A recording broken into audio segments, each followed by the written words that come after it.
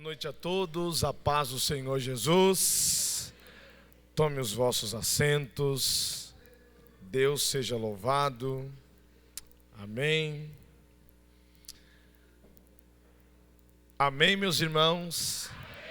Dá uma olhada nesse banner aqui. Eu disse ao pastor André, eu estou como Daniel na cova dos leões. Meu Deus. Eu disse, o que eu estou fazendo no meio desse povo, Jesus? Hernandes Dias Lopes, ainda bem que ele vai pregar amanhã. O que vem após mim é mais poderoso do que eu, né? Amém, queridos. É uma alegria poder estar aqui, fazendo parte desta família. Essa família que me abraçou, me acolheu, e eu me sinto muito honrado. E confesso que eu estou aqui tremendo, porque eu estou diante da noiva do Cordeiro. Estou diante da comunidade dos santos. Estou diante da igreja de Jesus. E isso me causa temor e tremor. Eu não faço do ministério um exercício apenas para lograr e falar palavras aos seus ouvidos. Meu ministério, dado por Deus, tem a disponibilidade de alcançar os corações. Então eu glorifico a Deus por isso. Prometo que da próxima vez eu trago a minha família, tá? É porque eu estou numa saga de viagens. Semana passada eu estava em Belém do Pará, 33 graus. Voltei, dei um beijo, dei um cheiro nas duas meninas, fui para Águas de Lindóia, 15 graus. Voltei, dei um outro cheiro nas meninas. Recife, 33 graus. Depois, Maceió, 32 graus. E agora Jundiaí, 0 grau. Eu não sei mais aonde eu estou. Então, por isso a minha esposa e a Heleninha não pôde estar aqui, mas essa comunidade já nos acompanha há algum tempo aí pelas redes sociais e viu quanto Deus foi bom comigo, né? Como ela é linda, fala a verdade, irmãos. É a cara do pai, não tem jeito. Eu falei para a mãe, mas tem saúde, isso é que importa, Deus é bom. Pastor Moisés, cadê o pastor Moisés? Está ali? Um beijo no seu coração. Obrigado por ter me feito participante dessa celebração de 19 anos. E eu creio que todos aqui que participam desta comunidade podem alçar a bandeira dizendo: Ebenezer, até aqui nos ajudou o Senhor. Amém? Bom, como só tem leão, né? E você percebe que todo mundo aqui está rindo. Só eu tô bravo ali, ó. O assembleano ali é eu. O resto é tudo batista. Ah, meu Deus. Eu falei: Jesus, o que eu vou pregar lá, Senhor? O Senhor falou: meu filho. E eu peguei o voo 5 horas da manhã em Maceió. E eu vim dentro do avião dizendo: Deus, me dá uma palavra, Senhor. E o Senhor colocou uma palavra no meu coração e eu quero compartilhar com vocês. Abra sua Bíblia no livro do profeta Zacarias. Zacarias capítulo 4, versículo de número 11. Os irmãos venham amanhã, porque amanhã é o dia do mestre. Se eu pudesse estar aqui, eu estaria com certeza, porque acompanho o ministério do pastor. Hernandes Dias Lopes já há algum tempo e é um grande expositor da palavra. Convide outras pessoas, porque eu tenho certeza que, como Deus está falando, Deus irá falar também hoje, falará amanhã.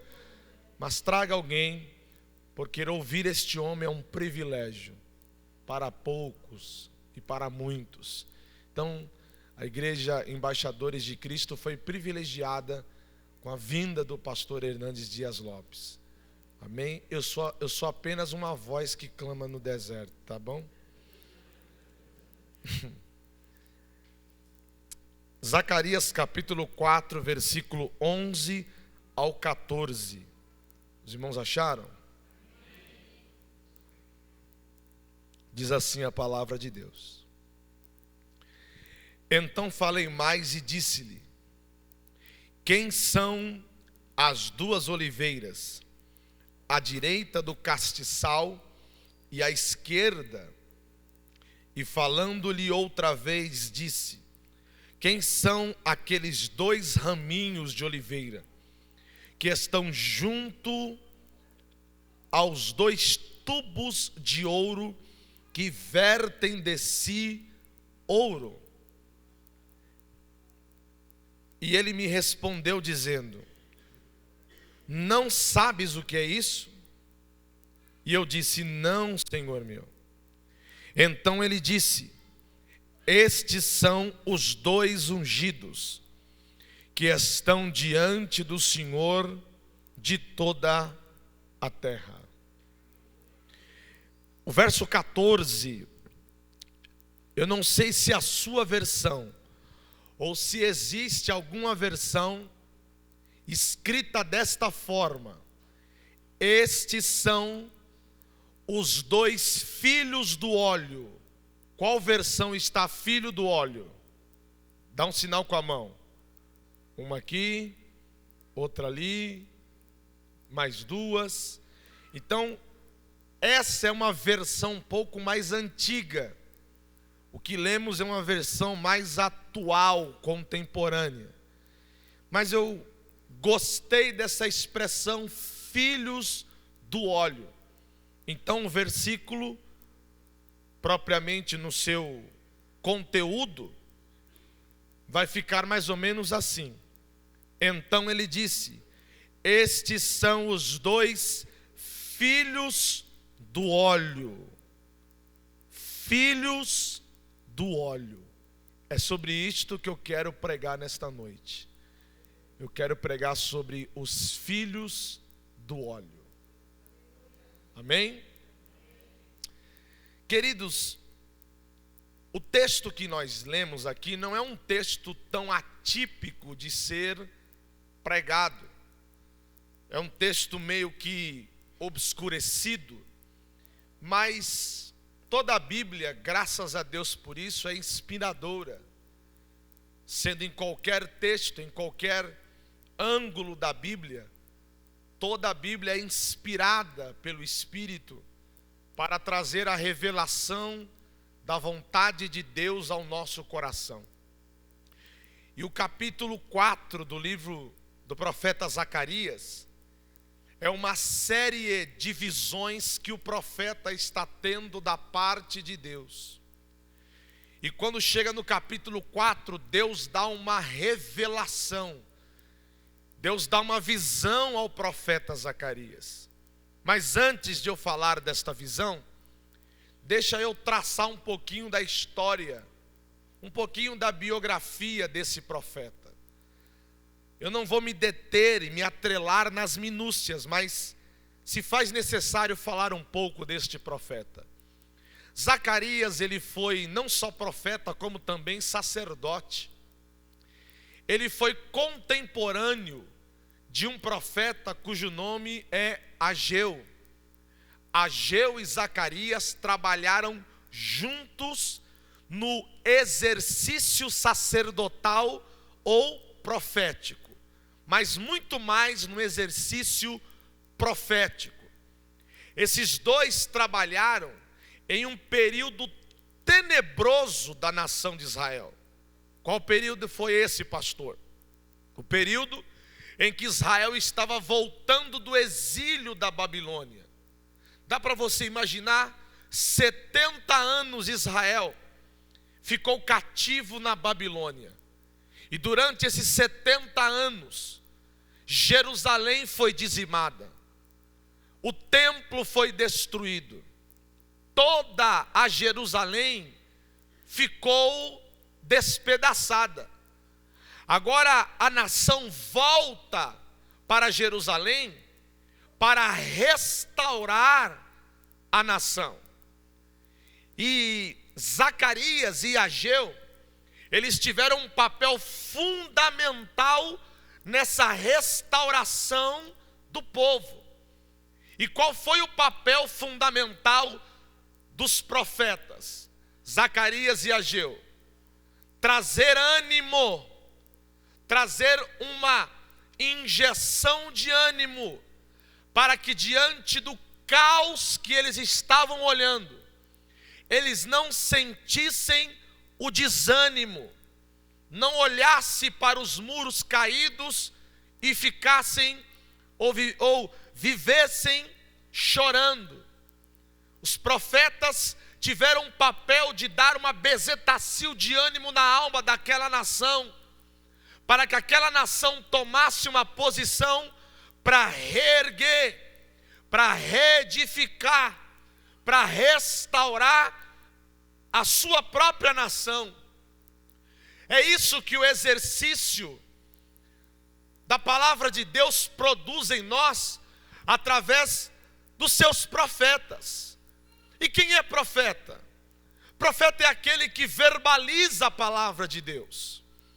Profeta é aquele que sobe aqui, inspirado pelo Eterno, ele libera palavra de Deus ao nosso coração, a fim que diante do caos você não desanime, a fim que diante da sua luta você não entregue os pontos, a fim de que diante das circunstâncias paradoxais que você está vivendo, Deus tem um novo para a sua vida.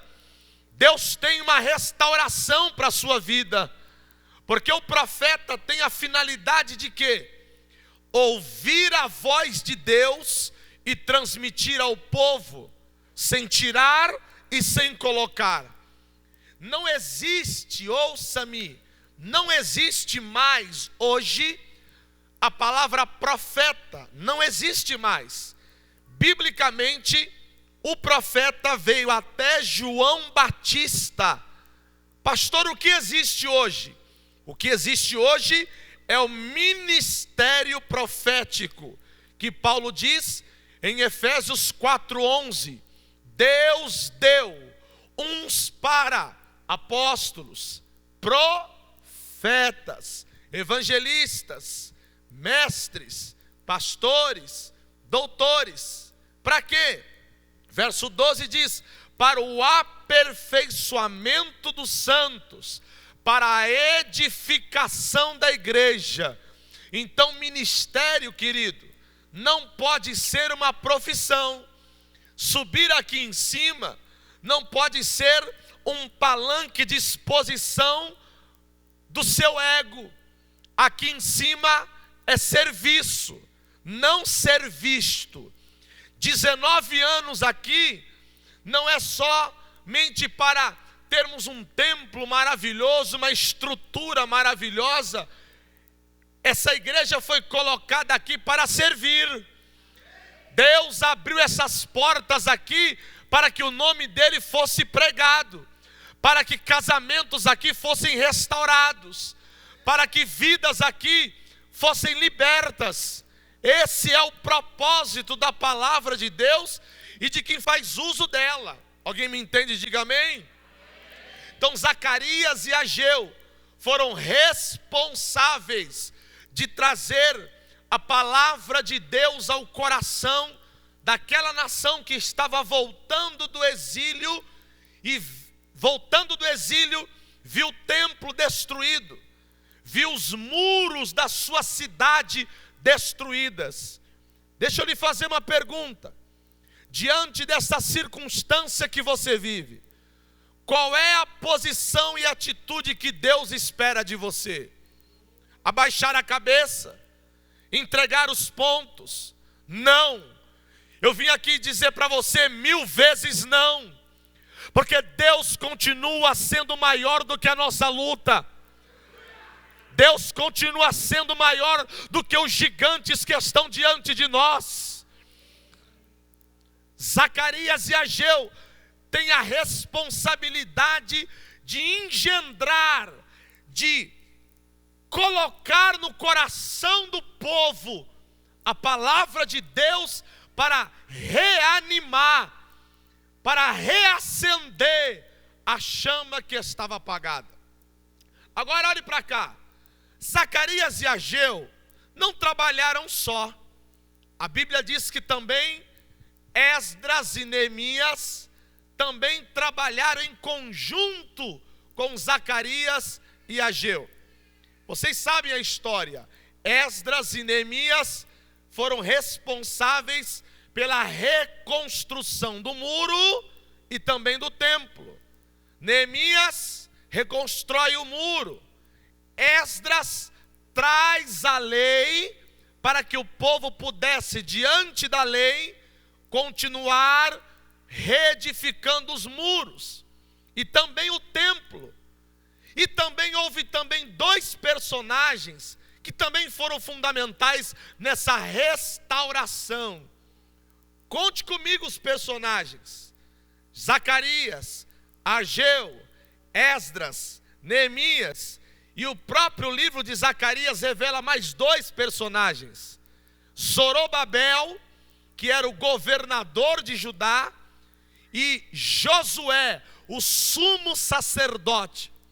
Veja que eles estão ali num grupo, num ministério de 6 pessoas. O que me faz entender é que ninguém faz nada sozinho. Olhe para mim aqui, queridos. Sozinho você pode ir até um determinado lugar, mas juntos nós vamos bem mais além. Eu vou repetir porque acho que você não entendeu que eu sou o único pentecostal ali, irmão. Ó. Sozinho você pode ir até um determinado lugar, mas juntos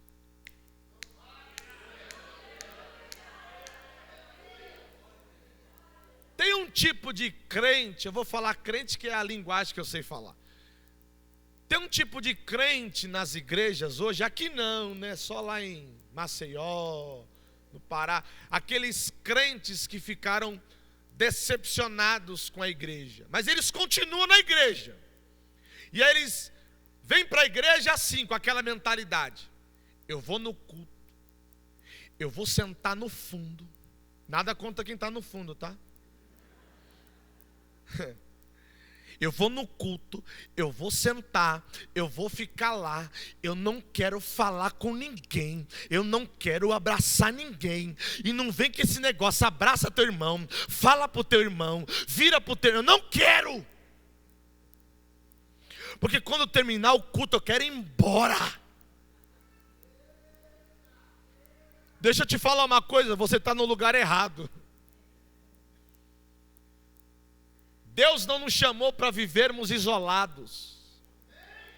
Deus não chamou a igreja para viver numa ilha. Deus nos chamou para viver em continentes. Deus não me chamou para ser um levantador de muro. Deus me chamou para ser um construtor de pontes. Olhe para o seu vizinho. E se você não gosta, é um desse aí, eu vou descobrir agora. Diga para ele: juntos somos mais fortes.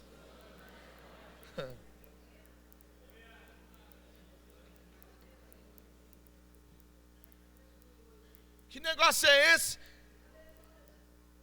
Não, a Bíblia chama a igreja de corpo. Corpo são membros que estão ligados ao mesmo tronco, independentes, mas ligados ao mesmo tronco, cada um com a sua função. A igreja é um corpo, Cristo é o cabeça, e emana dele a ordem para esse corpo. Você não pode estar aqui se sentindo fora do corpo, não, 1000 vezes não. Nós somos o corpo, a igreja, Cristo é o cabeça, é Ele que comanda, é Ele que abençoa, é Ele que opera, é Ele que cura, é Ele que abençoa. Mas nós somos o corpo. Ninguém faz nada sozinho. Eu fui pregar numa igreja, eu cheguei lá, eu fiquei admirado. O pastor dava abertura, fazia leitura devocional, cantava os 3 hinos, recolhia a oferta, fazia oração da oferta, pregava, dava os avisos, depois ele dava a bênção apostólica e corria lá para a porta para abraçar todo mundo. Vai morrer, vai morrer. Vai morrer, gente. Ninguém faz nada sozinho. Aliás, você está aqui porque alguém fez alguma coisa. Deu para entender? Me diga amém. Então, o ministério de Zacarias foi laureado de pessoas ao lado. Porque sozinho parece que a coisa fica mais pesada. Sozinho, querido, minha irmã, sozinho parece que o fardo se torna mais pesado, duro de se carregar. Mas quando você compartilha a sua luta e a sua dor com o seu irmão, tenha certeza disso, Deus vai se manifestar nessa pluralidade, nessa unidade, porque a Bíblia diz que Deus ordena a bênção ali aonde? Salmo 133, ó quão bom e quão suave é que os irmãos vivam. Aí no final do Salmo diz, mas ali aonde? Ali aonde existe, o Senhor ordena a bênção e a vida para sempre. Amém? Eu não sei se você já entrou naquela casa que todo mundo está debaixo do mesmo teto e não se conversa. Gente, isso é horrível, o clima é terrível. Eu fui numa casa que a mãe não conversava com a filha não conversava com a mãe, a filha tinha filhos e a avó não conversava com... O negócio era... E eu entrei lá dentro. Ali era a cova dos leões mesmo. Eu saí de lá pesado. Cheguei para minha esposa e falo, bota a mão na minha cabeça que eu estou tão... Ora por mim, filho, eu estou pesado. Porque a casa não tinha clima. Não tinha unidade. E a unidade, ela tem a capacidade de gerar, sabe o que? Vida, meu irmão. A unidade, ela tem a capacidade de produzir em nós vida. Tem gente que está com medo de contar os seus problemas e dividir o seu fardo com o seu irmão. Obviamente, eu não estou dizendo aqui para você ficar contando sua vida para todo mundo. Mas quando você encontra alguém de Deus, comprometido com a palavra, e você reparte o seu coração com alguém, o fardo se torna mais leve. Quando eu aprendi isso na minha vida, irmãos, um pastor virou para mim e falou assim, meu filho, não morra pela igreja. Já teve alguém que morreu por ela há 2 anos. Porque eu estava morrendo pela igreja, deixando esposa, deixando tudo. Alguém me ouve? Diga amém. Agora eu vou pregar, tá? Zacarias tem uma visão. E qual é a visão de Zacarias? A visão era essa aqui, ó. Depois você lê a Bíblia, que eu não sou obrigado a pregar tudo para você, tá? Ele teve uma visão, e olha a visão de Zacarias. Ele vê um tubo descendo do céu, um tubo de ouro maciço, E nesse tubo saía mais 7 tubos menores, que cada tubo enchia cada parte do candelabro. Você sabe que o candelabro tem 7 pontas. Do tubo maior que vinha do céu, saía mais 7 tubos menores, e cada tubo ficava em cima de cada haste do castiçal, e do tubo, olha que lindo, vertia azeite dourado. E o texto, depois você estuda, diz a Bíblia, e não parava de verter esse azeite dourado. Do lado do castiçal havia 2 oliveiras, uma à direita e uma à esquerda. Deus olha para Zacarias e diz: entendes a visão? Entendes o que estás vendo? Ele disse: não. Pois bem, essas 2 oliveiras são os meus 2 filhos do óleo.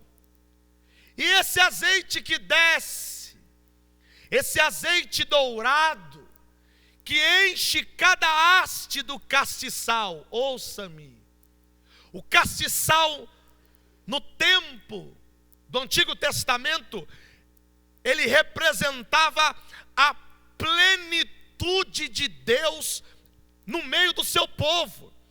As lâmpadas acesas, 7, fala da plenitude, da totalidade de Deus. Isaías 11 fala dos 7 Espíritos de Deus, ou seja, fala da plenitude de Deus. Deus estava dando um recado através de Zacarias para a nação: meu povo, a minha plenitude vai voltar a reinar no meio de vós. Eu não quero estar no meio de vocês parcialmente, eu quero estar na plenitude. Glória a Deus. Esse azeite dourado, o texto diz aqui que era o azeite de ouro, em outras versões, azeite dourado. Por quê? Azeite na Bíblia sempre vai remeter ao Espírito Santo. O tubo não vinha da terra, o tubo vinha, não desse jeito aí, vinha da terra. O tubo vinha da onde? O azeite vinha da onde? E enchia cada haste do castiçal que estava na terra. O castiçal estava na terra, mas o azeite vinha, e azeite é símbolo do Espírito, e não parava de verter o azeite. Sabe o que eu entendo? 19 anos vertendo azeite, vai para 20, vai verter azeite. Não vai faltar a glória de Deus sobre a sua vida.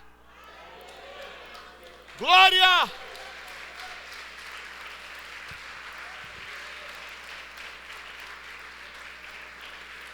Eu já disse aqui várias vezes, irmãos. Alguém me interpela dizendo: pastor, por que o senhor prega desse jeito? Meu irmão, você não sabe de onde eu vim, você não conhece a minha história. É por isso que eu prego, porque eu grito, porque eu sei de onde Deus me tirou, eu sei de onde Deus me arrancou. Deus me arrancou do lixo, do crack, da cocaína. Sabe por quê? Porque Ele queria fazer aqui, ó, desta haste, com que descesse o azeite e não parasse de verter, e não parasse de... Mas pastor, a luta é grande. Deus me trouxe aqui para te dizer: ei, o azeite não vai parar de descer, não vai parar de descer, não vai parar de descer. Sabe qual é o problema? É que às vezes você entope o cano. Eita Deus, olha lá. Aí fica culpando. Ah, vou falar. Depois o Hernandes conserta.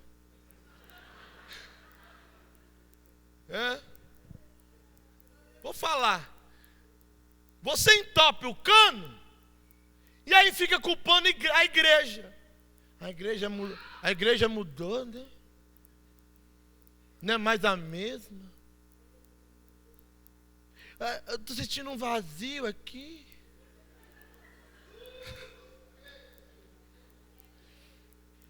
Pega mesmo, Jesus. Eu não sei se eu contei aqui, mas vou contar. Se eu contei, fui pregar em Goiás, cidade de Jaraguá. Aí eu estou pregando assim, eu vi uma moça na pregação chorando. E pregador pentecostal, assim que nem eu, ele gosta de ver as pessoas assim, vibrando na palavra, né? E aí ela chorava e eu olhava para ela, eu falava, vou pregar só para ela. Cada vez que eu pregava, ela, eu falava, Deus está falando com ela. E aí eu pegava mais força. E ela, Deus vai te abençoar. E tá, que ela terminou o culto. Alguém aqui nessa noite quer se reconciliar? Ela veio, irmão. Eu falei, Deus, obrigado. Olha, o Senhor falou com ela, Senhor. E ela veio chorando aqui, se derramou num púlpito, na frente do altar. Aí oramos por ela, terminou o culto, ela veio, chorando ainda, chorando. Eu falei, meu Deus, olha a palavra como falou com ela. Hoje eu estava cheio em Jesus. Terminou o culto, ela, pastor, ora por mim, pastor. Eu falei, claro, filha. O que foi? Deus falou com você? Falou, mas eu estou assim, pastor, porque meu namorado me abandonou.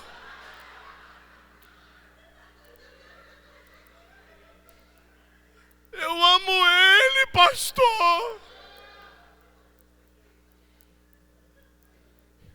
Você não sabe o que a gente passa por aí. Deu vontade de olhar para ela assim, bebezinho. E eu cá pensando que era lágrima do Espírito. Hein, gente? Fala para o seu irmão, não deixa o cano entupir não, irmão. Para de ser um religioso, um frequentador de culto, um domingueiro. O azeite continua vertendo. O Espírito Santo ainda atua na igreja. O Espírito Santo ainda salva. O Espírito Santo ainda convence. O Espírito Santo ainda batiza. Oh, glória! Oh, glória! Está no texto. O tubo era de ouro maciço. Agora olhe para cá. O azeite que é derramado sobre nós, o texto diz, era ouro dourado. Sabe o que eu aprendo aqui? Não desperdiça isso que Deus coloca na sua vida, não. É preciosíssimo. Oh, glória! Tem gente brincando com a presença de Deus, gente. Tem gente brincando de igreja, brincando de, sabe, eu tenho um cuidado com isso. Tem gente brincando com essa unção que foi derramada. Eu fico vendo gente dizendo assim, Deus, me usa, me usa. Aí Deus está dizendo, tá bom, meu filho, para quê? Para que você quer minha unção? Não, eu quero porque eu quero sentir. Mas sentir o quê? A unção que é derramada em nós, ela tem um propósito. Não é para te deixar aí sentado no banco, cheio de unção. Para quê? Deus me derrama unção. Eu vou derramar, filho, eu vou socar unção em você. Para quê? Para quê? Você quer ver? Eu ouvi isso de um pastor. O pastor André deve conhecer, que ele assim, é bem letrado, ele conhece essas pessoas aí. Pastor Neil Barreto, ele é do Rio. Ele disse o seguinte, que bênção de Deus, que tem gente que fala assim, ai Senhor, eu quero ser abençoado. E virou um jargão esse trem, não é verdade? Ah, eu quero a bênção, eu quero ser abençoado, tá bom. Deixa eu explicar para você. Não é problema, Deus não tem problema em te dar bênção, viu, querido? O problema é o que você vai fazer com essa bênção. Escute isso aqui. Se eu peço a Deus uma bênção, por exemplo, Deus, eu quero água. Me dá uma bênção de um copo d'água, Senhor, de uma água, e Deus me dá água. Você pensa que você foi abençoado, você não foi. Você é um descedentado. A bênção de Deus na sua vida é assim, ó. Deus te dá água para você repartir com o outro. Aí você foi abençoado. Só o pastor disse amém ali, é? Então para que você quer essa unção? Para quê? Para ficar sentado aí e não fazer nada? Para ser um estorvo na igreja? Para ficar falando em línguas no culto e, ei, teu irmão tá cheio, ó, o irmão ali tá cheio, hein? Olha o vaso, olha a vasa ali, meu Deus, olha, tá transbordando, mas não faz nada. João capítulo 3, verso 8, olha o que Jesus disse: o vento sopra para onde quer, não sabe nem de onde vem, nem para onde vai. Assim é todo aquele que é nascido do Espírito. Deus vai te enviar em lugares que você não quer, mas você vai. Irmão, eu queria estar no Pará, irmão, 35 graus, irmão, longe da minha gordinha. Minha esposa mandava foto para mim, eu chorava no hotel. Eu disse, amor, e aquele sentimento de culpa, meu Deus, minha filha pequena, eu não estou lá. Aí, Deus foi tão bom comigo, irmão. Um pastor olhou para mim e falou assim: rapaz, você orou bastante, hein? Sua esposa é bonita. Eu falei, amém, pastor, orei muito. E virou para ele e falou: e você não orou nada, filha. Você nem vigiou. Você dormiu, o inimigo entrou. Eu falei, ô pastor, pelo amor de Deus. Aí só acaba comigo, pastor. Pastor Silmar Coelho. Alguém me entende? Diga amém, irmãos. Como é que a gente pode? A gente olha o ímpio lá fora e fica assim, banda de ímpio. É tudo pro inferno. Não presta para nada. Mas você está aqui fazendo o quê? Pro reino. Está fazendo o que aqui para o reino? Eu não queria estar lá no Pará, não. Estou sendo sincero, Deus sabe disso. Que está com a minha filhinha lá, coitada, papai, ai meu Deus.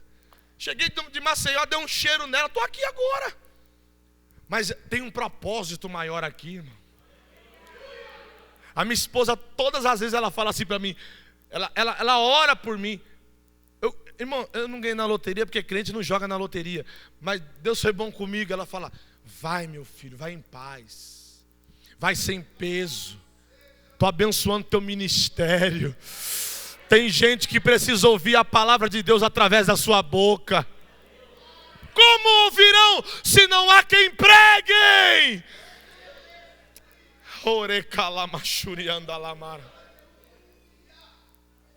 O azeite, o azeite é precioso.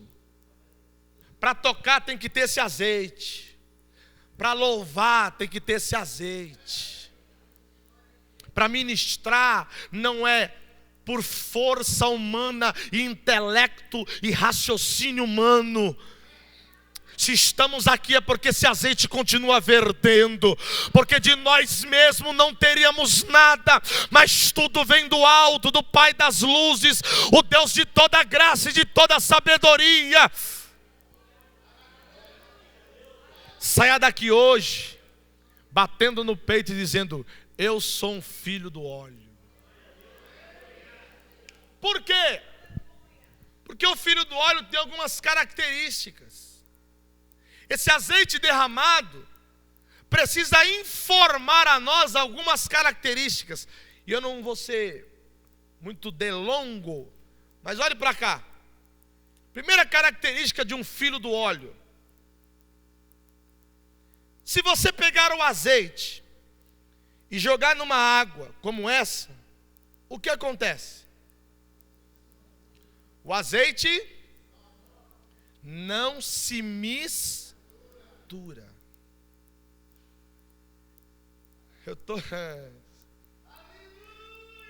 Eu vou falar, Jesus. Você é crente? Eu sou crente, eu sou. Mas não pode ver uma festinha. Tá falando.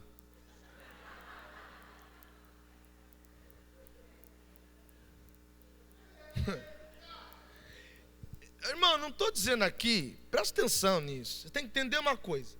Nós fomos chamados para dar o tempero a esse mundo, não para nos macumunarmos com ele. O que é isso aí, pastor? É língua estranha? Não, vou falar a linguagem aqui. Não flertar.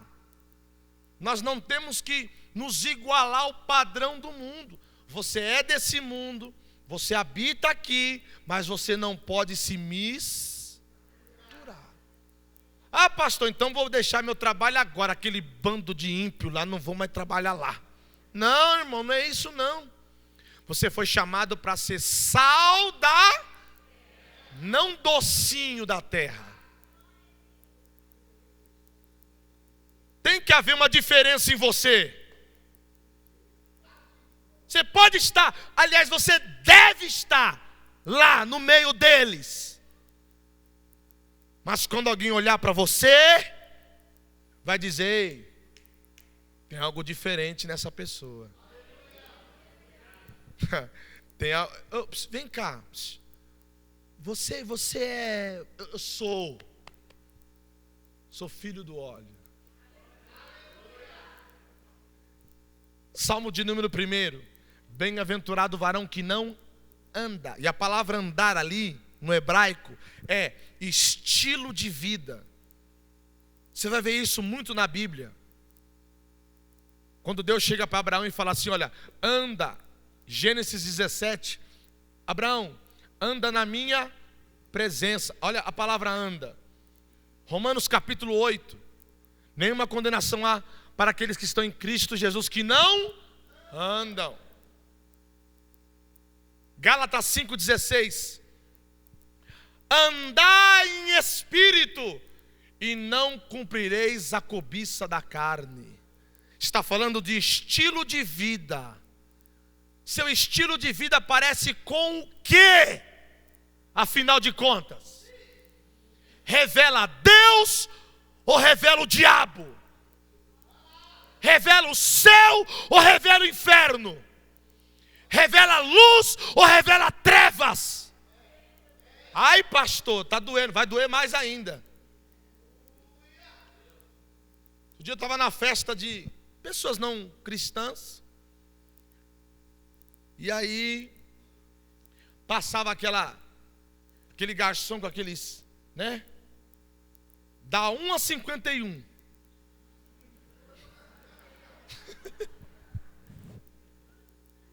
E aí, eu não, obrigado. Muito obrigado. A comida quando passava, eu já, não, pode vir aqui. Coca-Cola? Ok, pode vir. Aí uma pessoa ficou me mirando. E eu tenho um olhar periférico, né? Periférico, eu vi, eu falei assim: tem alguém me olhando aqui. Aí eu percebi que a pessoa só ficou me olhando a festa inteira. E era uma festa de bacana. Passou, a pessoa veio, sentou na mesa com o esposo, a senhora, olhou para mim e disse assim: você é crente? Eu falei: ah, Jesus, agora vai ter culto aqui. Falei: graças a Deus. É porque eu fiquei observando você. Olha só, a festa lá, a mulher ficou olhando para mim. Eu fiquei olhando você, eu vi que passava bebida e você não bebia. Isso aí é coisa de crente, né? Falei, quase que eu falei, eu não sei, né? Hoje em dia tá tudo moderno. Outro dia a irmã falou assim: Deus, me manda um varão de fogo. Falei: não, irmã, não ora assim não, irmã.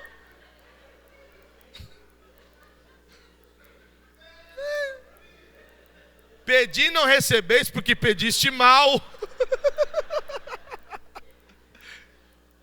Aquela senhora sentou do meu lado na festa, irmão. A sonzeira tocando, o pancadão rolando, ela sentou do meu lado. E ali foi um culto. Ali foi um culto. Eu não sou melhor do que você, gente. Eu só estou contando experiências para mostrar a você que nós, como filhos do óleo, não devemos nos misturar. A palavra homem de Deus na Bíblia aparece 92 vezes. Mas grave isso. E nenhuma vez que a palavra homem de Deus aparece na Bíblia, não aparece a pessoa falando assim: olha, eu sou homem de Deus, viu? Sempre quando aparece a palavra homem de Deus, é alguém que reconhece que aquela pessoa é um homem de Deus. Porque quando você já fala, sou homem de Deus, já não é. Porque homem de Deus não precisa ficar reconhecendo o que é. Diga amém aí para ajudar, para pregador. Lembra da mulher viúva? Ou a mulher sunamita? Eliseu passou várias vezes na porta da casa dela e não falou nada. Ela só observando lá, ó. Olhou para ele um dia, olhou para ele outro, olhou para ele passando, ó. Quietinho, fazendo a obra. A mulher, marido, vem cá bem. Vejo, olha o que ela diz. Vejo que este que passa aqui na frente de casa é um santo homem de Deus. Seu face revela que você é uma mulher de Deus?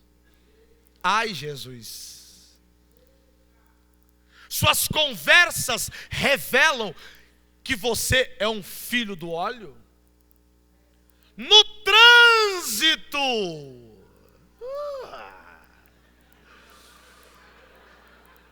Aleluia.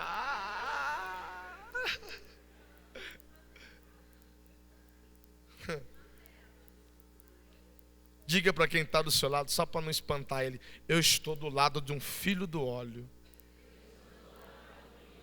Estou encerrando. Tudo que você tem, meu irmão, agradeça a Deus porque veio de cima. Tudo que você tem veio de cima. Atos 2, eles estavam lá em Jerusalém no dia de Pentecostes. E a Bíblia diz: e cumprindo-se o dia de Pentecostes, estavam todos reunidos no mesmo lugar. De repente veio, olha de onde veio, veio do céu. Um som como de um vento veemente e impetuoso encheu toda a casa. Porque tudo que vem do céu enche a nossa vida. Tudo que vem do céu enche a nossa casa.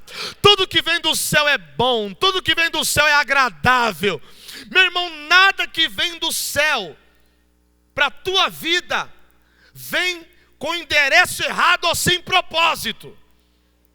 Se Deus permite alguma coisa paradoxal na tua vida acontecer, saiba que Deus, mesmo sendo algo paradoxal, Deus está no controle da história da tua vida. Deixa Deus ser Deus na tua vida. O tubo, ouro maciço, enchia cada haste do candelabro. Agora, o Senhor diz a Zacarias: o que são essas duas oliveiras? Uma à esquerda e uma à direita. Já estou encerrando. Oliveira produz o que, irmão? Não, azeite não, gente. Vocês são rápidos, né? Eu nunca vi um pé de oliveira sair.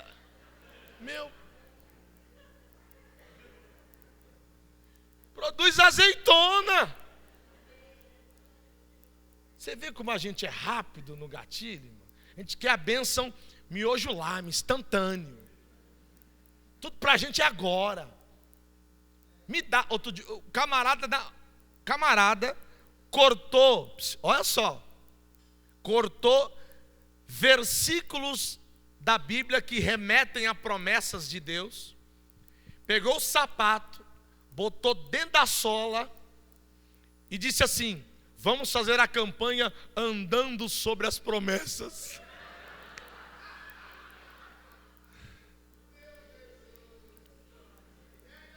Não, desculpa essa frase, não mentecapto.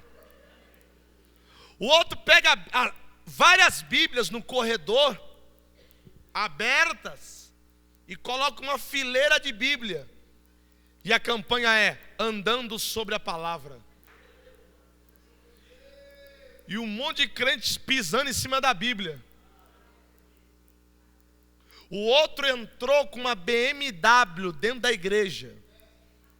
E disse assim, olha, e era dele, do pastor, viu? Nada contra ter BMW. Mas ele entrou dentro da igreja e ele disse, a unção está sobre esse carro. E quem toca... Irmão, tinha gente voando em cima do carro. Queria ver se entrasse um Fusquinha, uma Brasília amarela. Você ia falar, está amarrado, você é do diabo.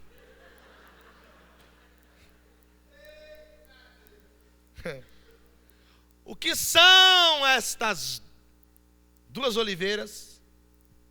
Sabe o que Deus trouxe à minha mente quando lendo esse texto? O azeite vem da azeitona. Só que o processo para que o azeite venha é doloroso. Tem que ser amassado.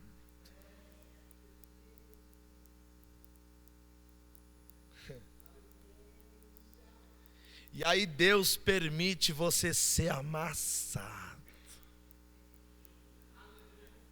Você vê como glória some agora? Porque para Deus entregar algo de valor na sua vida, primeiro Ele precisa te amassar. Para extrair o melhor. Para extrair o melhor. Oh, glória a Deus. Deus não está judiando de você, minha irmã e meu irmão. Deus está mostrando que para carregarmos esta presença dEle na nossa vida, Ele permite com que nós cheguemos ao extremo da pressão. Deus permite as provações, os levantes, mas isso é Deus nos espremendo. Mas vai sair o precioso. Glória. Porque isso nos remete a dizer o que Paulo disse: quando penso que estou fraco, então sou forte. E é na minha fraqueza que o poder de Deus se aperfeiçoa. Levante a sua mão comigo, querido, porque nessa noite o Senhor manda eu te dizer que esta provação, pode ter certeza, você vai sair melhor. Esse deserto que está te espremendo, esta prova que está te espremendo, é Deus dizendo: eu vou extrair o melhor de você, o melhor de você. Deus não pode extrair o melhor de nós só fazendo cócegas na nossa alma. Esse evangelho de cócegas é um aplacador de consciência a fim de satanizar o nosso caráter. Aplaca a nossa consciência e nós ficamos apenas atrás de uma bênção translocada que nunca existiu. Porque já carregamos esta bênção. Alguém disse assim: o melhor de Deus está por vir. Mas eu declaro outra coisa: o melhor de Deus já veio. Jesus de Nazaré, Ele já veio.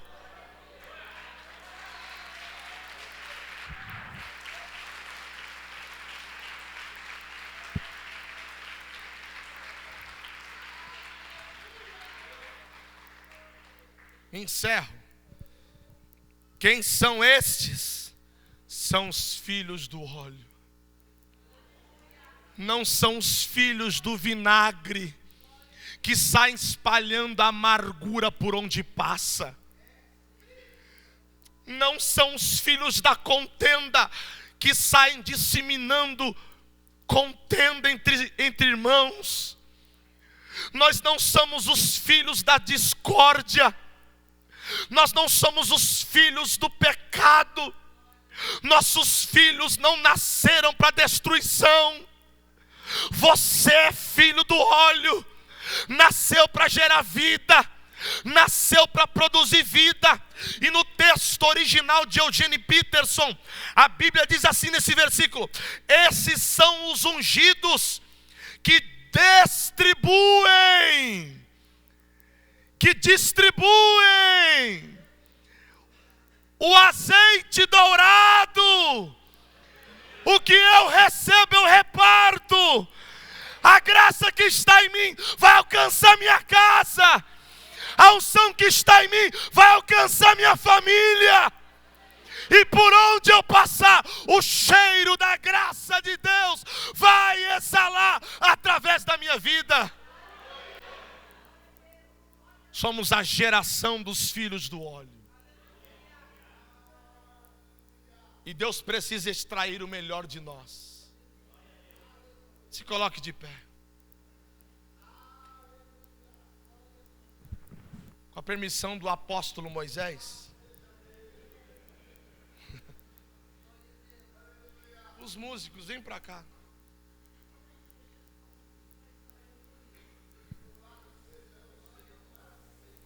Glória a Deus.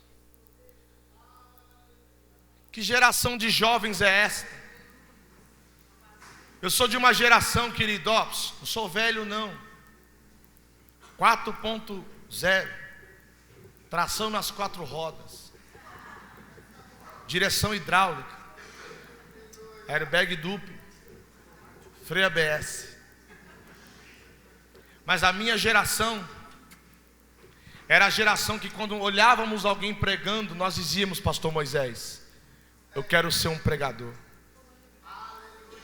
Eu quero ser um pastor. Eu quero ser alguém que possa subir no altar e fazer a obra de Deus, não só no altar. Nós tínhamos esse anseio. Nós nascemos, a minha geração nascia com esse anseio. Mas a geração de hoje me entristece. A geração de hoje me angustia. A geração de hoje me preocupa.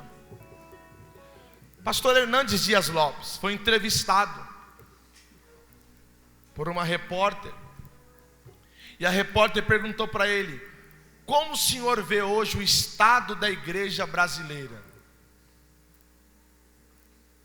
E ele responde: a igreja vai muito bem, a igreja vai mais ou menos, e a igreja vai muito mal. O repórter não entendeu, ele disse: vou te explicar. É que dentro da igreja existem pessoas espirituais, comprometidas. Mas no meio dessa mesma igreja existem aquelas pessoas que estão como Laodiceia, mornas. Mas dentro dessa mesma igreja existem pessoas que estão totalmente alienadas. Esse é o quadro que o Hernandes Dias Lopes pintou da igreja. Alguém que tem propriedade, muito mais do que eu para falar. E a geração de hoje me preocupa. Porque se não estamos levantando uma geração de filhos do óleo, que geração é essa que nós estamos levantando? Os nossos filhos, o que serão amanhã? Um dos maiores perigos, querido, que nós estamos atravessando hoje, não é a pós-modernidade, mas é a informação que ela carrega dentro dela. Alain Brizotti diz que nós saímos da Idade Média e entramos na Idade Mídia. Hoje o pai ou a mãe, para falar que que a comida está na mesa, ele manda um WhatsApp lá pro quarto. Tá na hora de comer e manda uma comidinha assim, ó. Já não tem mais a mesa para nos assentarmos. Eu fui na casa de um irmão lá em Maceió, almocei lá por 2 vezes. 4 filhos lindos, todos formados. Ninguém senta à mesa sozinho, sem todos estiverem juntos. Sem que todos. Então todos se assentam à mesa para comer. Quando eu vi aquilo, eu disse: meu Deus, faz quanto tempo que eu não vejo isso? Que geração é essa? Geração que não tem fome mais de Deus. Geração que qualquer espremidinha, ai Senhor. Sabe qual é a prova? Estou terminando. Sabe qual é a prova que a gente fala que tem hoje? Ai Deus, eu estou sendo tão provado. Sabe qual é a prova? É chegar num shopping, não ter um lugar para estacionar. Aí você fala: é o diabo, ó. Que prova. Olha o nível de entendimento que a gente tem de prova. Quando você está numa fila enorme, você fala: meu Deus, quem plantou essa fila aqui foi o diabo. Que prova. Olha. E esquece que lá atrás os nossos pais, eles eram enrolados com pedaços de animais ensanguentados e jogados nas arenas para serem comidos pelos leões. Segundo a história, sabe como eles morriam? Sorrindo, porque estavam morrendo por amor a Cristo. É por isso que Paulo disse: eu não tenho nada que me seja útil, e considero tudo que eu tenho como esterco por amor a Ele. Porque para mim o morrer é lucro, e o viver é Cristo. O que você espera da sua fé? Eu queria que você nessa noite, com a permissão do pastor, se você deixou esse cano entupir, não foi culpa de Deus. Alguma coisa na sua trajetória você tem que se desvincular disso para que a glória de Deus volte a fluir na sua vida. Enquanto o ministério de louvor vai adorar a Deus, eu queria que você saísse do seu lugar, viesse aqui na frente. Nós queremos orar por você. Pastor, eu estou tão seco, eu preciso dessa unção na minha vida.